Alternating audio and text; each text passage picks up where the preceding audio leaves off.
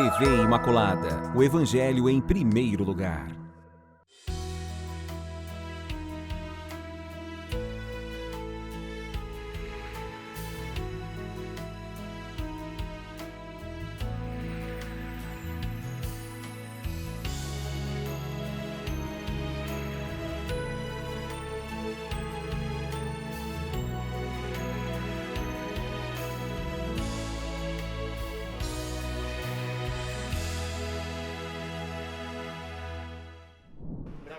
Olá, queridos amigos, estamos aqui iniciando nosso programa Páginas da Bíblia, um programa que pretende encher seu interior, seu universo, a sua vida de conteúdos realmente importantes, vivenciais, concretos, sólidos. Então nós estamos aqui para estudarmos juntos mais um trecho, adentrando, já estamos no capítulo 21 a partir de hoje, o livro dos Números. Está sendo realmente uma revelação. Não é o livro da revelação, é o livro dos números, mas está sendo uma revelação, né? Eu quero agradecer nossos mestres aqui. Muito obrigada, Padre Carlos, por sua presença. Olá, pessoal, tudo bem? Diácono José Carlos, a quem agradeço. Muito bom estarmos juntos. Ok, agradeço você acima de tudo.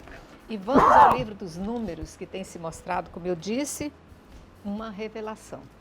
O capítulo 21 vai falar, nós já estamos assim, eu vou pedir para o diácono me ajudar nesse recordar, estamos assim já às portas de entrar na Terra Santa, na Terra Prometida. Então o pessoal já caminhou todos esses 40 anos, já ouvi muita coisa, quem acompanhou o nosso desenrolar, né gente, o começo dos programas, vem acompanhando essa saga, essa luta, essa batalha. É uma nova geração que chega agora à Terra Santa, a Terra Prometida, a terra que mana leite e mel. Então vamos ver hoje a tomada de uma das cidades da circunvizinhança, então, lá exatamente dessa terra que eles estão querendo tomar posse. Vai dizer assim, do capítulo 21, versículo de 1 a 3. O rei de Arade, o cananeu, que habitava o Neguebe, soube que Israel vinha pelo caminho de Atarim. Atacou a Israel e fez prisioneiros dentre eles. Israel fez então o seguinte voto a Yahvé: se entregares este povo em meu poder, consagrarei suas cidades ao anátema. Yahvé ouviu a voz de Israel e entregou os cananeus em seu poder. Consagraram-nos ao anátema, eles e suas cidades. Deu-se a este lugar o nome de Horma. Diácono, socorro. O nome não é problema, depois a gente entende o significado. Mas, como eu disse, essa luta agora e a tomada de Horma vai significar o que nessa caminhada? Bom, o povo já vem aí de uma longa caminhada, chegando ali para quase na reta final, a leste, né, podemos dizer, geograficamente a leste da Terra Prometida, ali já passaram Edom, né? Contornaram Edom, porque eles eram Edom descendente de Esaú, e os israelitas descendentes de Israel, então eles são, podemos dizer assim, primos. Então eles pediram para passar, mas Edom não deixou, então eles não quiseram saber de confusão e falaram, vamos contornar. Contornaram e chegamos, né, onde nós estamos em Horma. E o rei daquela cidade-estado, ele tomou a iniciativa do ataque, fez alguns prisioneiros, né? E aí o que acontece? Eles fazem um voto, era muito comum fazer o voto, e nesse voto era destinado a interdito tudo que existia naquele lugar. É uma espécie de guerra santa. Então, os despojos, aquilo tudo era dedicado a Deus. E tinha que passar o fio da espada de mamando a caducando, incluindo os animais também, né? E então eles fizeram esse voto, né, de interdito, e aí diz a Sagrada Escritura que Deus estava com eles, e eles conquistaram mais essa cidade-estado, porque à medida que iam caminhando, eles iam guerreando, né, com aqueles vários aquelas várias cidades-estados, Jebuseu, Ferezeu, aqui no caso são os amorreus, já bem próximo, né, bem próximo ali de Jericó, que nós vamos ver depois lá na frente com Josué, porque, veja bem, no programa anterior já morreu Miriam, ou Maria, como queira, e o Arão também, Eleazar já sucedeu. Então, assim, porque lá em Meriba, Moisés ele se irritou, né? Então já foi Miriam, já foi o Arão, Moisés é o próximo, né? Moisés vai ser mais para frente, não vai entrar na terra prometida, mas aí Deus já falou isso, e agora estão ali nas batalhas finais, se aproximando então da terra prometida. Uhum. Padre, consagrar as cidades ao anátema é exatamente o quê? Nós temos várias traduções. Orma, no caso, que é o nome da cidade, exatamente essa palavra é traduzida de diversas maneiras. Então apareceu anátema, aparece aqui interdito, a outra palavra de tradução, que é no caso da Bíblia que eu uso, extermínio. Então esse voto seria o quê? Como já foi falado, matar a todos, não recolher nenhum despojo também, nada de material nem de animal, e matar todas as pessoas também, como se fosse um holocausto oferecido ao Senhor. Por isso que se faz esse voto. É uma promessa, digamos assim, né, como a gente utiliza hoje. Vou prometer que tudo o que for ali, o que houver ali, vai ser oferecido em holocausto se der a vitória. Entendi. Então, veja bem, não é que eu espero que para nós cristãos isso escandalize. E Com precisa certeza. escandalizar, né?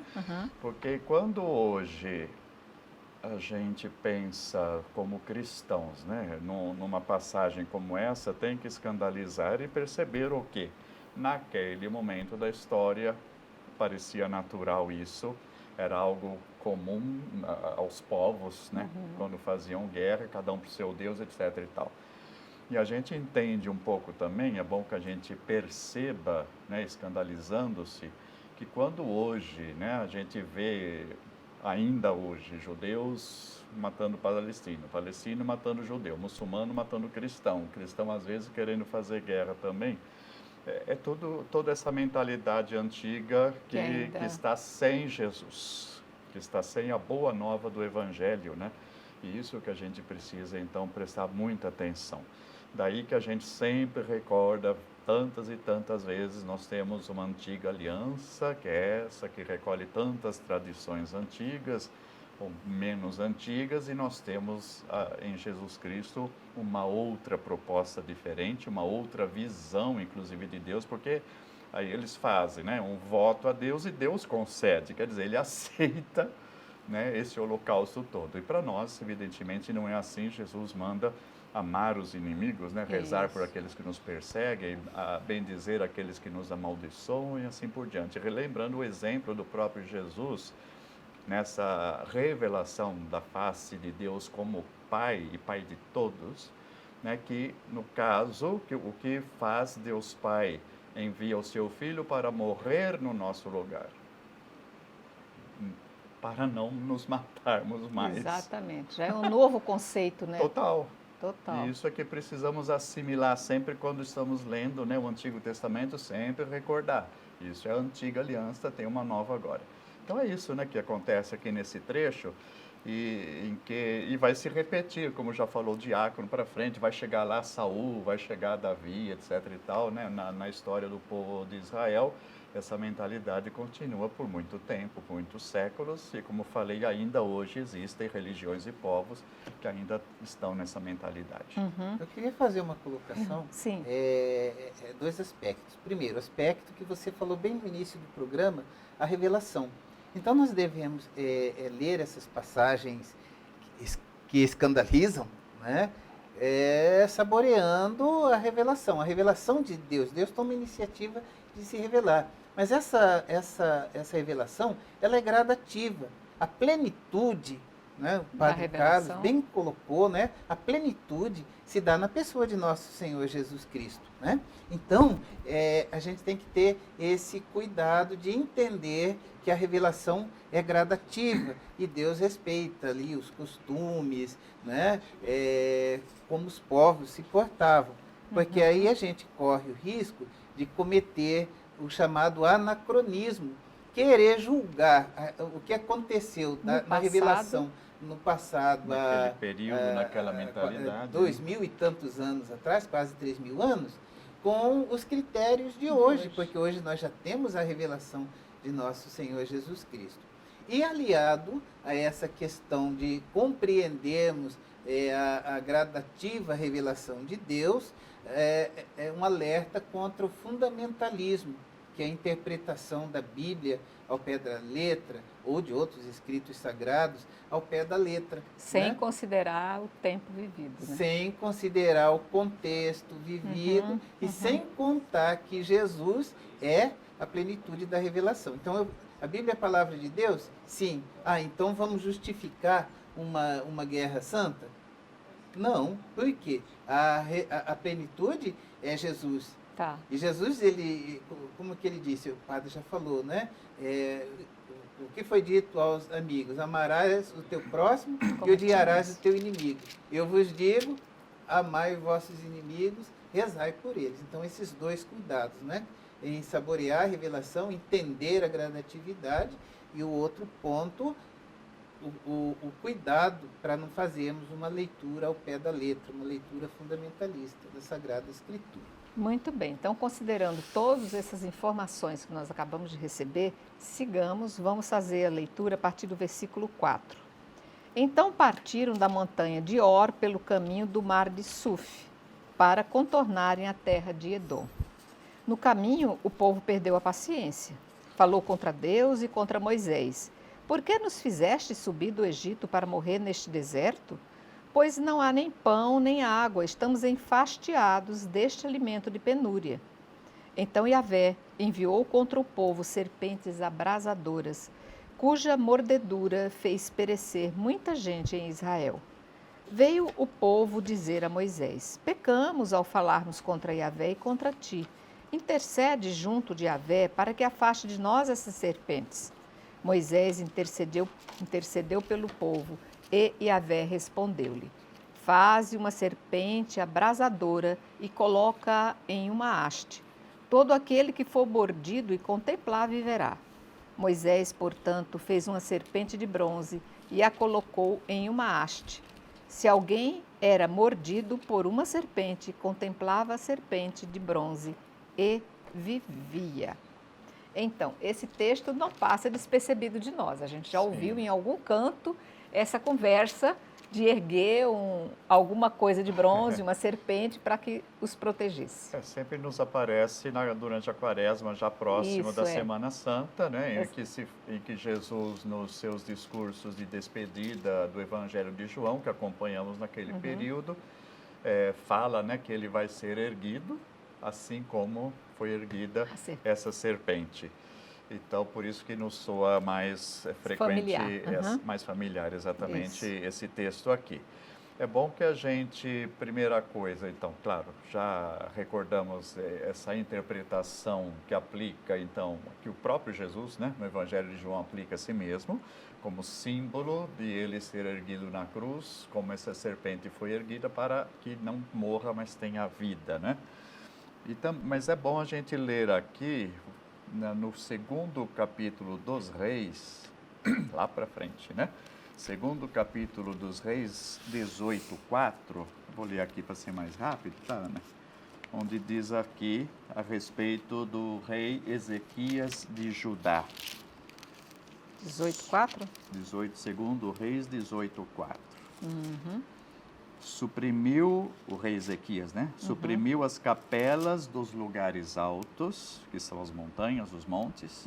Destruiu os postes sagrados, ou as estelas. Cortou as estelas e triturou a serpente de bronze que Moisés fizera. Porque os israelitas continuavam queimando-lhe incenso. eles a chamavam Noestã, que é um nome que é serpente exatamente, essa palavra. Veja bem, os comentaristas, então, ao ler esse capítulo 21 nosso, do livro dos Números, a respeito da serpente, comparando com este outro que acabamos de dizer, eles dizem o quê? Esse capítulo 21 teria sido um modo de explicar por que aquela serpente estava lá no templo tanto tempo depois ainda, né? Que talvez nem seja a origem dela Moisés realmente, mas é aplicada a ele, né? Nessa passagem aqui. E veja o que estava acontecendo. Aqui, e na interpretação messiânica, é um sinal de salvação, Deus manda fazer, não é? Mas lá no templo, tanto tempo depois, uma serpente de bronze, ela está sendo cultuada como se fosse uma imagem de Javé ou mesmo um ídolo. O que era proibido pela lei, a gente sabe, né? Os 10 mandamentos proíbem construir qualquer tipo de imagem, né? Principalmente quando for representar algum ídolo ou o próprio Javé. Então esse rei Ezequias, lá para frente, ele vai destruir, ele vai fazer algo agradável a Deus segundo a lei de Deus, que é destruir as capelas, destruir as estelas, destruir os outros altares, tal, porque havia, podemos dizer, hoje chamamos de sincretismo, né? Era algo que misturava Javé com Baal, com as divindades de Canaã, assim por diante, mesmo que seja muito tempo depois. E daí que a gente tem muitas críticas dos irmãos evangélicos a respeito das nossas imagens de santos e de muitos costumes que a gente, às vezes, vai adotando de boa vontade, mas que se figura, pelo menos, ou pode realmente cair num tipo de idolatria a esses objetos, né, como foi o caso, então, dessa imagem aqui. Então, para a gente perceber, termos bastante clareza, né, esclarecimento, que só a Deus se adora, né? Não se adora a imagem, não se adora a santos, eles são para nós imagens de irmãos cristãos, né? Como a gente sabe, que nos servem de exemplo em intercessão, mas não são ídolos, não são para serem adorados. Aí ofereciam incensos no texto de 2 Reis, exatamente dizendo que faziam como se fosse Deus, ou a imagem de Deus ali, e isso precisou ser corrigido mais para frente, tá? Então, aqui eu estou achando interessante, porque eu estou lendo na minha nota de rodapé aqui uma informação histórica que até vem ajudar a gente a entender. As coisas não surgem do nada. Essa ideia, porque eu fiquei pensando, mas por que inventaram erguer serpente? Aqui está dizendo que naquela época já existia uma mina de cobre naquela região, em Arabá, onde eles faziam réplicas de serpente e eles colocavam como, segurando aquela serpente de bronze, de cobre, eles evitavam a mordidura das serpentes que aconteciam na região. Então, que Deus, muito pedagogicamente, vai pedir que erga, então, isso que eles viam ao redor deles, só que a dele erguida ia trazer um outro comportamento, ia trazer uma outra percepção para o povo, né? Que era a proteção real das víboras. Mas, na verdade, assim, existe aí um certo sincretismo. Acho que o padre falou isso, exatamente, Por quê? Em toda aquela região, Arabá, o próprio Edom, a Transjordânia, ou seja, os cananeus, eles praticavam culto a essa serpente. Essas divindades. Era adorada como um deus, atribuía poderes de cura. Então, era um sincretismo. Uma coisa interessante da gente rememorar, no tempo da caminhada do povo de Deus lá no deserto, era praticado o chamado enoteísmo, né? Ainda não era o monoteísmo radical que vai ser adotado depois do exílio, depois dos profetas. Não, ali eles acreditavam o seguinte, nosso Deus é maior que os deuses todos. A gente reza no Salmo 94, Liturgia das Horas. Nosso Deus é maior que os deuses todos. Mas eles eram enoteístas, ou seja, nosso Deus é maior. Mas existem outros deuses menores aí que não chega nem perto, né? Que não chega nem perto do poder de nosso Deus. Então foi assim uma coisa gradativa. Isso lá com os profetas, depois quando volta do exílio, que se adota o monoteísmo. Não como vai existem dizer, outros deuses, só Isaías. Deus é único. Exato. Não só de adoração, adorar um só Deus, como fala os 10 mandamentos, inclusive, mas é considerar que só existe um, que é o Criador de tudo. Exato. Aí então, daí surge desse sincretismo, então, Deus, né, manda que se faça essa serpente, né? Como o padre disse, o que acontece? Esse costume, ele dedringola em idolatria. Esse é o grande perigo. Porque a proibição de Deus para as imagens não é de fazer esculturas. Porque ele pediu para fazer os querubins da Arca da Aliança, pediu para fazer a própria serpente. A própria serpente de bronze. Mas qual que é o contexto posterior quando chega lá no rei Ezequias? É uma reforma. Tá. E o que aconteceu? Tinha degenerado aquilo que era um bem, o povo tinha degenerado em idolatria. Então deixaram de adorar o Deus único e verdadeiro para adorar a criatura e para adorar a imagem em si como se ela fosse um Deus, né? Mas é assim, Deus ele não proíbe de fazer esculturas e nem proíbe as imagens da maneira que nós, o culto que nós realizamos, que não é um culto de idolatria, mas é um culto de dulia, de uma veneração. Nós temos a imagem de Nossa Senhora, e hiperdulia, porque é uma veneração maior que aos santos, porque ela é mãe de Deus, é santíssima. Então é bom que fique claro, né? Mas é bom que nós conheçamos também esses argumentos, né, dos nossos irmãos separados, porque é verdadeiro, né? Se a gente degenera o culto aos santos numa adoração, aí realmente nós estaríamos praticando idolatria. E numa superstição também, né? Da importância sempre da catequese, né? De geração em geração, permanente e permanente, também, né, padre? Exatamente para nós percebermos a diferença entre uma coisa e outra. Porque muitas vezes, por exemplo, né? Medalha de Nossa Senhora das Graças, é uma medalha mandada cunhar por ela para que a pessoa que a carrega com devoção receba muitas graças. Mas veja bem, na hora que a gente acha, eu estou com a imagem, eu estou com a medalha de Nossa Senhora, então vai estar tudo bem, eu posso fazer qualquer coisa, etc. Ou então que basta isso, não basta mais nada, não frequento a missa, não frequento os sacramentos e tal, para mim basta a imagem ou de São Bento, né? Eu estou protegido contra os males. Isso já virou uma superstição. Isso. Entende? Então precisamos sempre da catequese, do esclarecimento.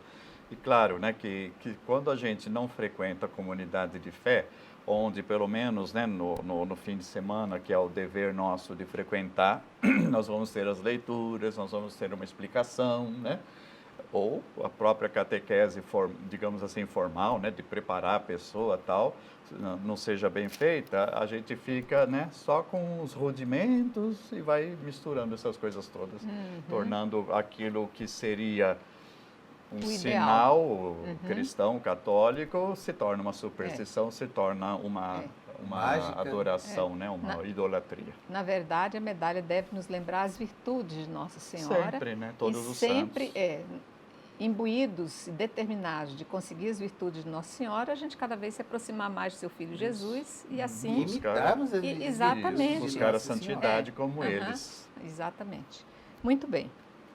Eu vou fazer o seguinte... Como nós já estamos assim, acabando nosso tempinho, vá tomar uma água, nós vamos tomar também um golezinho de líquido e já voltamos para continuar nosso capítulo aqui.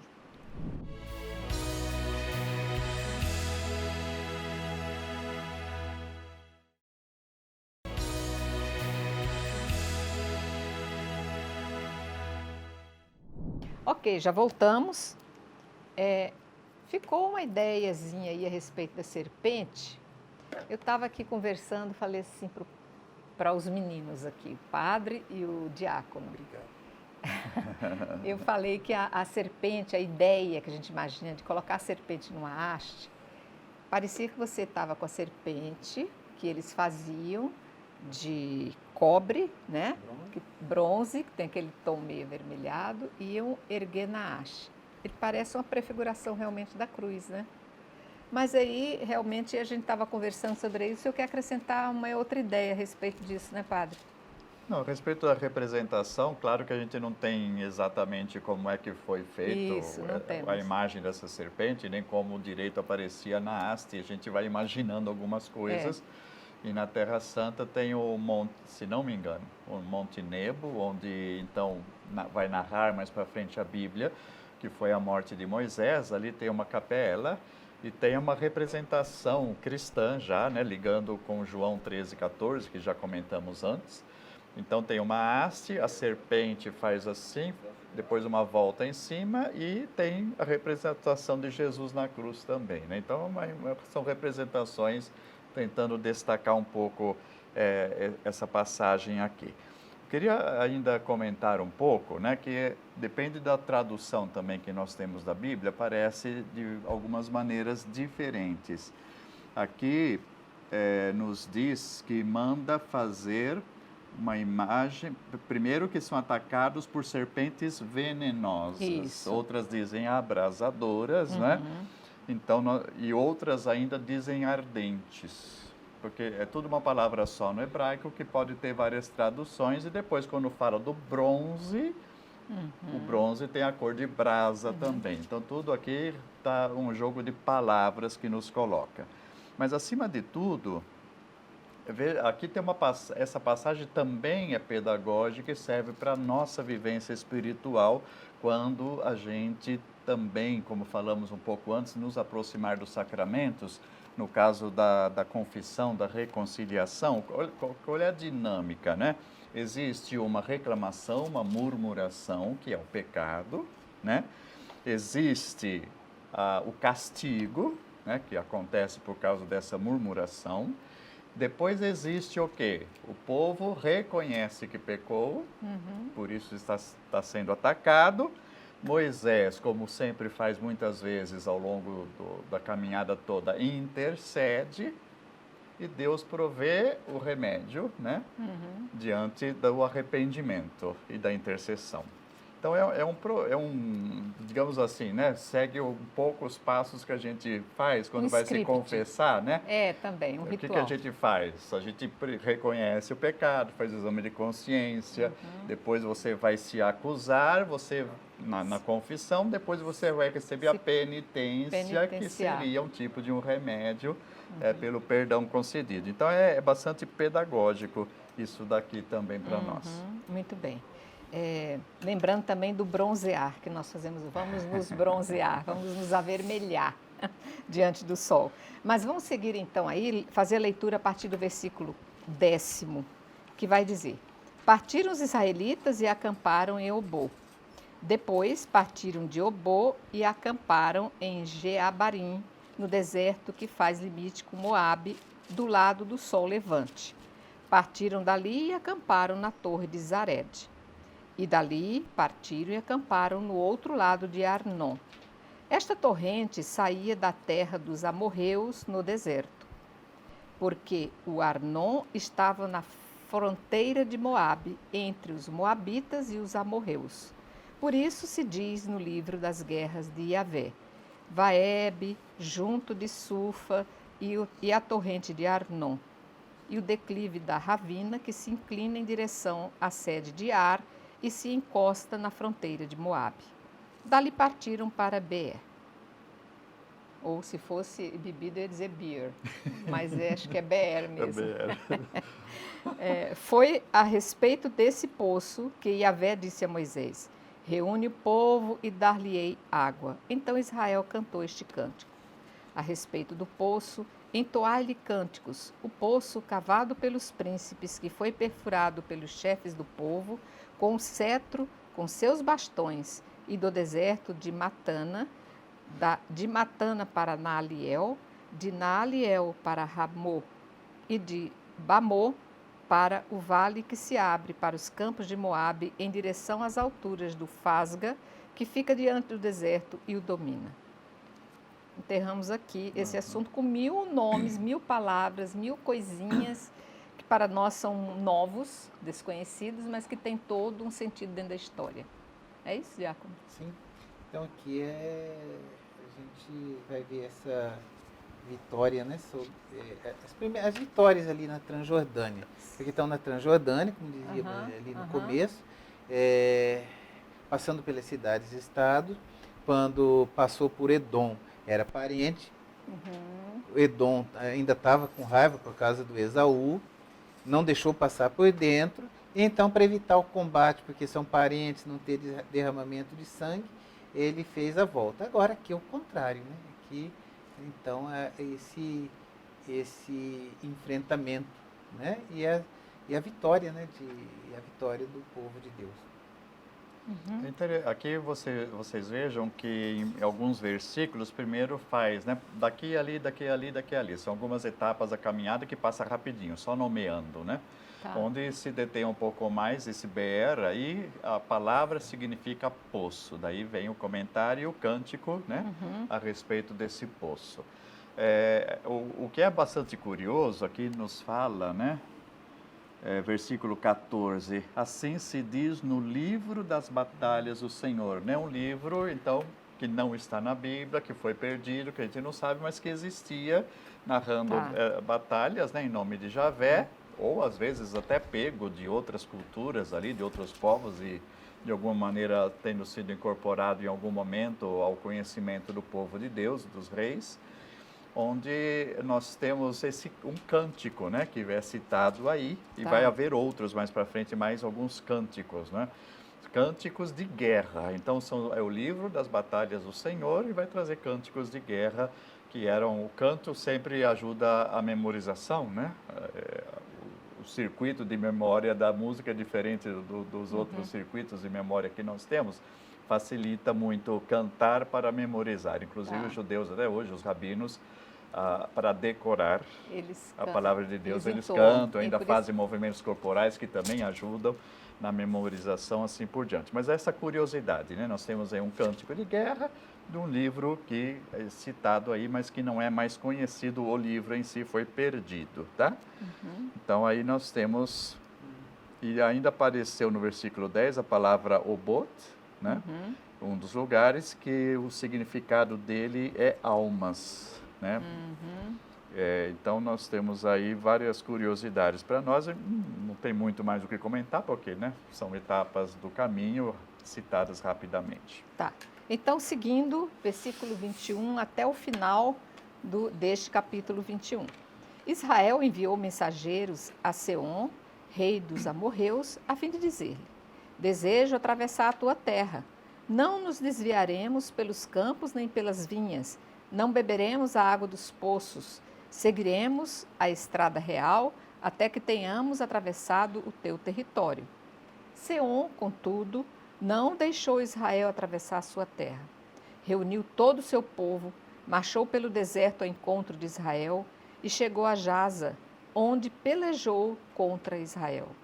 Israel, porém, o feriu a golpes de espada e conquistou a sua terra, desde o Arnon até o Jaboque, até aos filhos de Amon, pois Jazer se encontrava na fronteira amonita. Israel tomou todas essas cidades, ocupou todas as cidades dos amorreus, Ezebom e todos os seus arredores. Ezebom era, com efeito, a capital de Seom, rei dos amorreus. Foi Seom que fez guerra ao primeiro rei de Moabe e lhe tomou toda a sua terra até o Arnon. Por isso, dizem os poetas: vinde a Ezebom, seja ela reconstruída, seja restabelecida a cidade de Seom. Um fogo saiu de Ezebom, uma chama da cidade de Seom e devorou Ar-Moabe. Consumiu as alturas de Arnon. Ai de ti, Moabe, estás perdido, povo de Camus. Fez dos seus filhos fugitivos e das suas filhas cativas, de Seom, rei dos amorreus. A sua posteridade foi destruída desde Zebom até Dibom, e destruímos pelo fogo desde Nof até Medaba. Estabeleceu-se Israel na terra dos amorreus, e Moisés enviou exploradores a Jazer, e Israel a tomou, bem como os seus arredores, e desalojou os amorreus que ali habitavam. Depois tomaram a direção de Bazã e nele subiram. O rei de Bazã, Og, marchou ao encontro deles com todo o seu povo, a fim de dar-lhes combate em Edrai. Yahvé disse a Moisés: Não o temas, pois o entregarei em teu poder, ele, o seu povo e a sua terra. Tratá-lo-ás como trataste Seom, rei dos amorreus, que habitava em Ezebom. Derrotaram-no a ele, a seus filhos e a seu povo, sem que ninguém escapasse, e tomaram posse da sua terra. Encerra aqui a saga de conquista dessa nova terra. E a gente vai ver aqui, é preciso, como o senhor disse, padre, cantos para que a gente vá memorizando esses nomes, mas a gente vê que além de ser um povo cansado dessa caminhada, fatigado, mal alimentado, mal hidratado, um povo cheio, ainda eles têm essas guerras todas. Cadê essas armas, meu Deus? Tanta arma para carregar, tanta, né? E enfrentavam povos que já residiam no local, que já tinham suas estruturas montadas, né? Então a gente vê que aqui é a vontade do Senhor mesmo, é o braço de Deus que vai combater. Justamente, Deus se revela na história, porque é um povo fraco. Ali Exatamente. eles estavam enfrentando pessoas já, reinos já estabelecidos, cidades e estados. Só que tem um detalhe, né? Eles cumpriam aquele mandamento da lei do Senhor, mesmo no deserto, crescer e multiplicai-vos. E eles foram se multiplicando. Então, embora eles não tivessem armas, eles tinham gente. Tinham tinha RH, não tinha televisão, eles tinham RH. Ao contrário de hoje, que a média está caindo aí para 1, 2 filhos, quando Isso. muito, lá eles tinham bastante filhos. E então o que acontecia? Eles tinham vantagem numérica sobre aquelas cidades e estados. Até numa das passagens anteriores, nós vimos que os reis falando, é um povo muito grande. Então, né, alguns queriam negociar, mandavam mensageiro, porque era uma multidão, eles obedeciam o Gênesis, né, crescer e multiplicar. Então, eles tinham muitos combatentes também, né? E claro, Deus estava com eles, né? Uma coisa que a gente também tem que levar em consideração é que esse povo forjado, crescido, mamado, alimentado no deserto, era um povo de uma tenaz diferente, era um povo de uma linhagem diferente, era um povo guerreiro, calcificado pelo sol, abrasador, por tudo isso que eu já falei antes, mas um povo destemido, né? Que nós estamos, como grande parte, ou quase todo o livro de Números, se trata de um povo que é apresentado como um exército. Primeira coisa que vai todo o livro, né, nessa ideia. Aqui do capítulo passado, 21 até agora, começa essas batalhas, cantos de guerra, tudo isso daí. Então, nós temos uma apresentação do povo como exército, e agora, nesses capítulos, sempre um exército vitorioso pela força de Javé que o acompanha. Evidentemente, a pergunta sua é não só esse povo, né, mas todos os povos da antiguidade, era uma vida super rústica, por mais que quisesse, mesmo nas cidades, né, era uma vida rústica.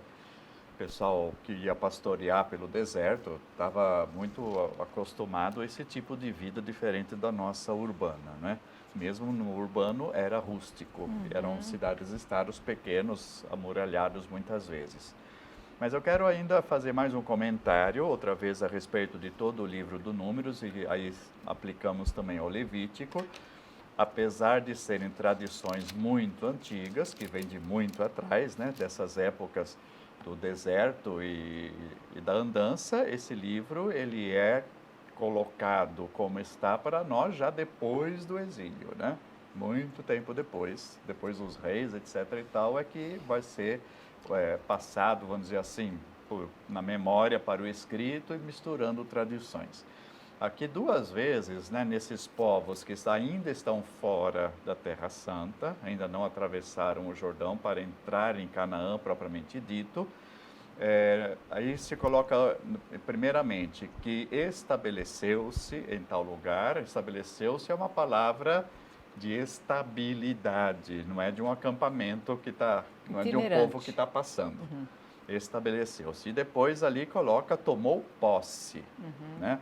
Aqui, muito provavelmente, são recordações históricas também do tempo de Davi, de Salomão, que expandiu para além do Jordão as fronteiras Seus limites. dos seus reinos, né? Uhum. E houve batalhas naquele momento também, né? Então, o povo está passando para entrar na Terra Santa, mas aparecem esses termos, essas lembranças, como se fosse uma conquista onde ele se estabeleceu ali, mas provavelmente, repito, provavelmente no tempo de Davi e de Salomão, quando aconteceu isso novamente. Ó, uma curiosidade que eu tenho aqui, lembrando do início ali do capítulo 21, aqui falava de que a cidade de Orma, quando foi tomada, eles estabeleceram o anátema, ou seja, Sim. mataram, destruíram todos para que não ficasse ninguém. Será que todas essas conquistas, essas cidades que nós estamos vendo, será que eles procediam dessa mesma forma? Nem todos, né? No caso de Orma, é porque eles foram desafiados. Não é? O rei local, O rei Arad. Arad, ele tomou a iniciativa do ataque, matou alguns, sequestrou alguns. Aí então eles ficaram muito irados e fizeram esse voto de interdito. Então Quer dizer, foi é um extermínio, caso... é o voto foi... do extermínio. Entendi. Interdito, o anátema, né? Tá. É por conta, mas nem sempre, porque tem outros casos que nós vamos ver futuramente, em que eles ficam com as mulheres, eles casam com as mulheres. Conquistam realmente a cidade. Exato, exato. Então não são todas as cidades que são votadas ao anátema. Nós temos esse caso de Orma, depois nós vamos ter Jericó, que mas aí já no tempo de Josué, né? Mas nem todos. O versículo 35 fala, né? Derrotaram-no a ele e a toda a sua tropa sem deixar ninguém com vida e se apoderaram do seu território. Aqui dá a entender que não foi todo o reino, mas talvez o exército apenas. Mas sempre tem essas misturas aí da Guerra Santa, de fato, né? Que era voltada ao extermínio, muitas vezes, o conquistado. Muito bem. Nós podemos aqui agora, vocês querem encerrar mais alguma coisa a respeito disso? Não, podemos tá bem. adentrar um pouquinho o capítulo 22. Nós já estamos, então, agora, praticamente na Terra Prometida, né? Mas vamos ver o que vai acontecer a partir do capítulo 22, que eu vou ler esse trechinho inicial, que vai dizer assim: depois os israelitas partiram e acamparam nas estepes de Moabe, além do Jordão, a caminho de Jericó. Então, o objetivo era chegar a Jericó. Foi o porta de entrada para a Terra Santa, atravessando o Jordão. Porque como nós estávamos falando, Jericó, o senhor estava me dizendo que é uma das cidades mais antigas. É uma das cidades mais antigas da civilização humana. Civilização humana. Né? Claro que houve diversos centros, mas Jericó realmente é muito antiga, tem mais de 20 estratos, quando se fazem escavações, mais de 20 estratos de civilizações, de cidades que continuamente era um oásis, era um lugar fértil, verde, né? Então ali continuamente era habitado, mas também a guerra destruía, chegava outro povo, assim por diante. Então ali é uma cidade antiquíssima. Muito não bem. a cidade, mas o local como habitação. Tá. Bom, seguindo então, eu vou ler um pequeno trecho, vai dizer sobre o rei Moabe, que recorre a Balaão. Balaque, filho de Sefor, viu tudo que Israel fizera aos amorreus. Moabe tomou-se de pânico diante deste povo, pois era muito numeroso. Como você bem disse, o que mais tinha era gente. Era a maior arma deles, né? E Deus, né? A maior era Deus. Mas Deus tinha esse material humano, né? Deus realiza através. Eles assustaram realmente com o número, né? Moabe teve pavor dos israelitas e ele disse aos anciãos de Madiã: eis esta multidão que devora tudo ao redor de nós, como um boi devora a erva do campo. Balaque, filho de Sefor, era rei de Moabe naquele tempo. Mandou mensageiros para chamar Balaão, filho de Beor, em Petor, que está junto ao rio, na terra dos filhos de Amaú. Disse-lhes: Eis que o povo que saiu do Egito cobriu toda a terra, estabeleceu-se diante de mim. Vem, pois, eu te suplico, e amaldiçoa por mim este povo, pois é mais poderoso do que eu. Assim poderemos derrotá-lo e expulsá-lo da terra. Pois eu o sei, aquele que tu abençoas é abençoado, aquele a quem tu amaldiçoas é amaldiçoado.